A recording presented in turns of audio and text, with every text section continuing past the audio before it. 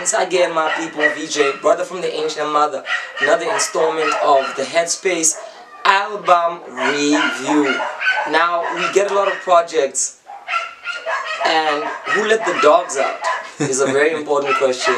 But the most important question is, does South Africa have room to facilitate what you would call your classic boom bap sound in all of its renditions, whether it be the abstract hip-hop, occult, sciencey rendition, whether it be the clean, sleek, rap purist, backpacker rendition, you know, nerd rap, abstract rap, art rap, whatever you want to call it. Rap exists in a variation of forms, and I keep asking this very political question. It's a question of power. The power ingrained in the industry that currently manages how our media and subsequently our art economy is set up. Do we have the structures that foster, let alone promote, diversity? Artistic diversity is something that happens naturally. We come from different places, we talk about different things, and it feels as if in South Africa, if you ain't dancing, or if you ain't praising God, or if you ain't dancing by praising God, or praising God by dancing, or playing a guitar, then you just don't make it. You know, and I want to ask the very important question, because I'm talking about Travis Lee, a homeboy. He's a homeboy, right? East London. East London. Yeah. Eastern Cape. Yeah. Anyways, but forgive me, you know, Eastern Cape born rapper who's basically somebody who is what you would call a traditional spoken word purist. This is somebody who raps because they're trying to create a technical impression that gives itself and lends itself to the listener as a result of their dexterity and skill.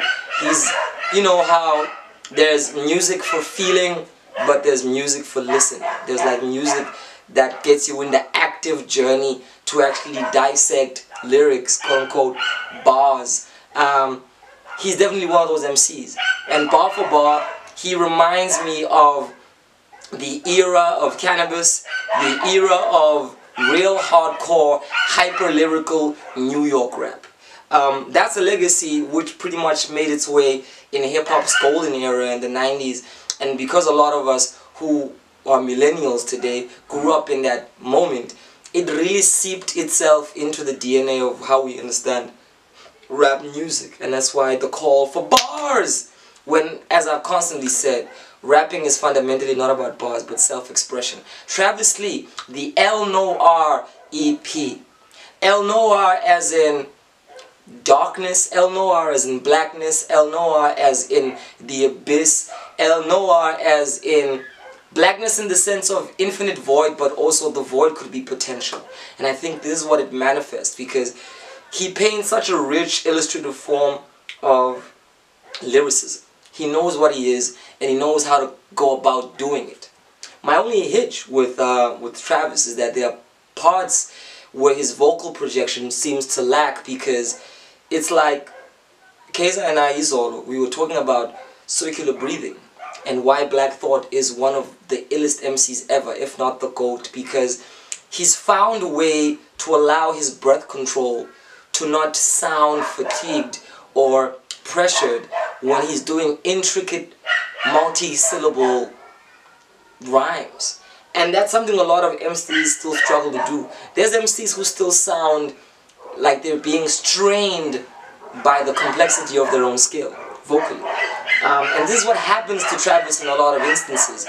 He raps way better than his voice can catch up with. And as a result, when you listen, you do get the sense that you're having a conversation with somebody who's really trying to tell you everything in a limited space of time and just doesn't stop enough to breathe. And it's important to breathe.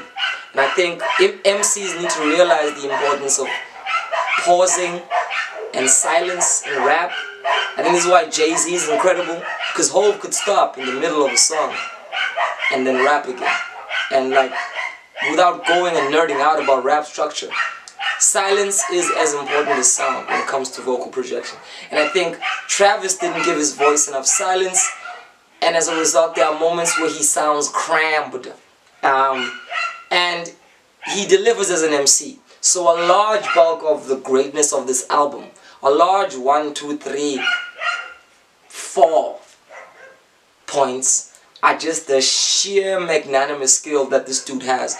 He's clearly an MC with battle rap instinct. He's an MC still talking to other MCs. The gauntlet of competition is something that is worn on this album in a very strong way. And if you're into that kind of thing, this is your kind of rap. However, when you're rapping about whack MCs and affirming the power of your own superiority and going into deep, intricate narratives that paint a world that takes active listening, it's very important to give us overtures and beats that are going to make it easy for us to listen to you.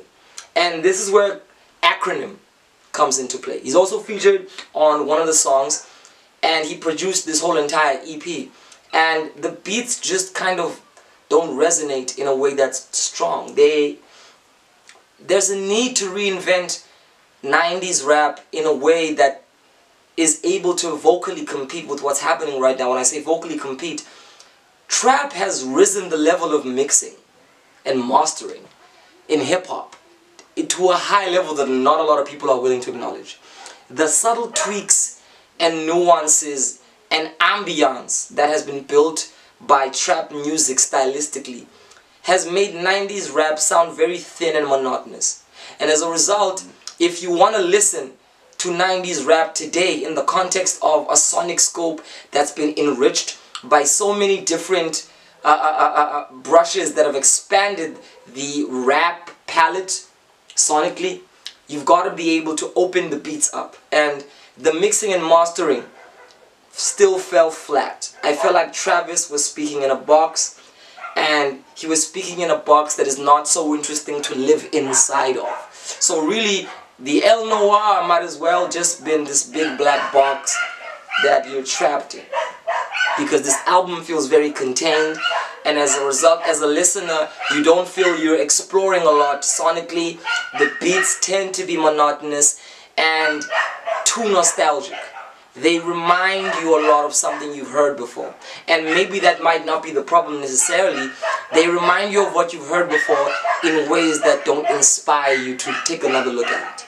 And I do want to say that that's what kind of brings the project to an abrupt pause in its progress. It stays in the same place, sonically.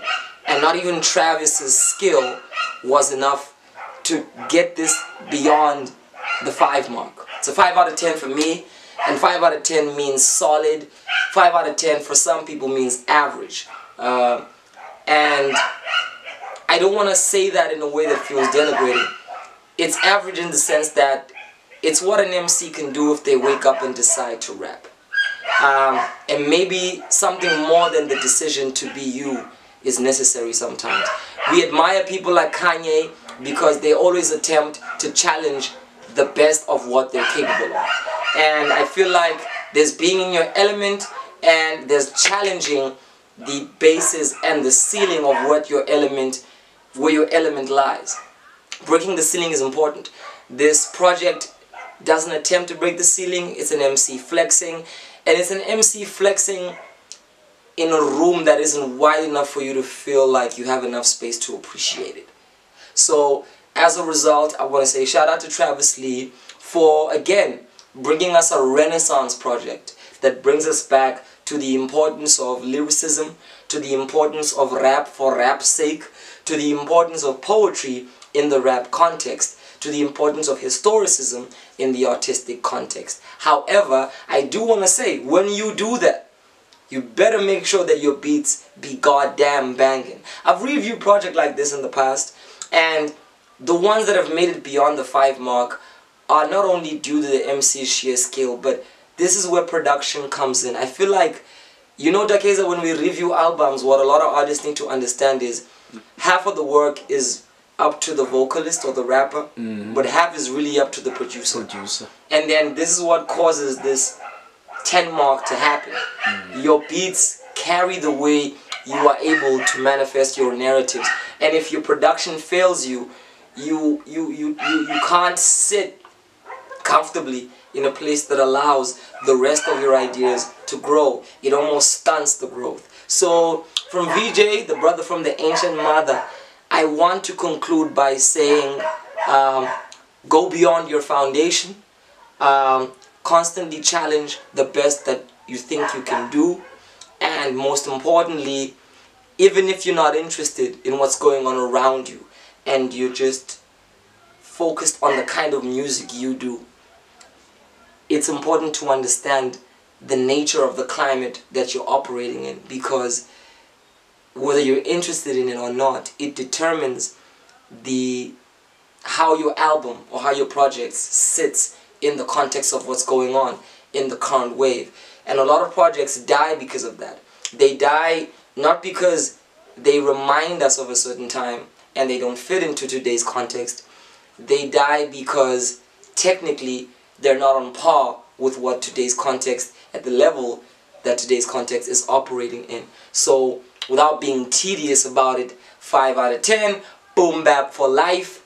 We need more diversity, and this, one thing I can say about this album, it's an activist move in the direction of more diverse rap. My name is VJ, the bro from the ancient mother. So,